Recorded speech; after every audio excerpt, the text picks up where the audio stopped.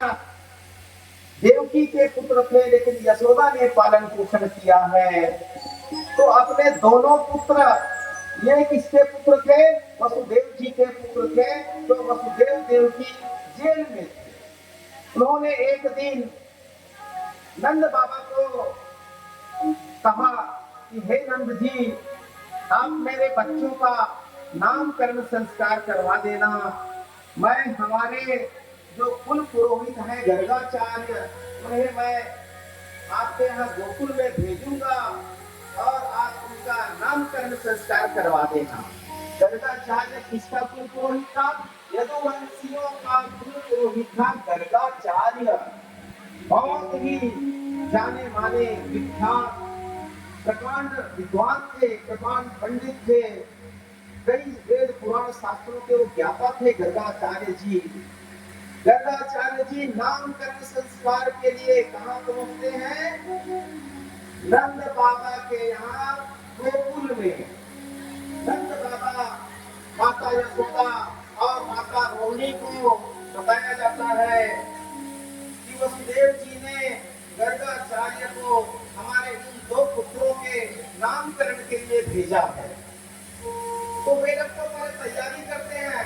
ठीक है पुरोहित जी महाराज, आप बैठिए, हम जैसे जन्म का उत्सव मनाए हैं वैसे हम नामकरण का उत्सव मनाएंगे। पूरे गोकुल वालों को बताएंगे यहाँ पर हमारा नामकरण संस्कार होने वाला है, आप लोग आइए। तो गर्गाचार्य जो रहते हैं उनको ही क्या करते हैं जानते हो?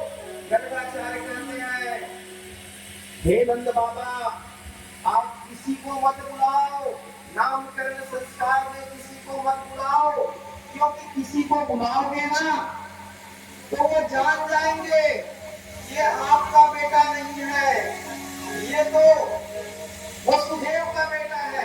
क्योंकि मैं वसुदेव लोगों का राज पुरोहित हूँ। मेरे को देख करके सब जान जाएंगे ये नंद बाबा का बेटा नहीं है, ये वसुदेव का बेटा है। इसलिए बिल्कुल एकांत में हम नामकरण संस्कार करेंगे, किसी को भी मत बुलाना बोलते हैं।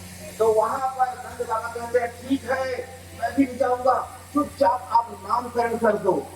तो वहां पर केवल नामकरण संस्कार में 5 लोग थे। भगवान कृष्ण और बलभद्र मैया बलराम का जब नामकरण किया जा रहा था उस समय कितने लोग थे? 5 लोग थे। और नामकरण कहाँ किया गया?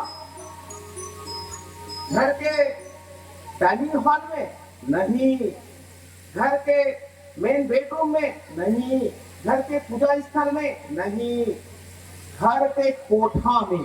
बोले चुपचाप कोठा तरफ ले गए, जहां पर हम लोग गाय बैल को बांधते हैं वहां ले गए।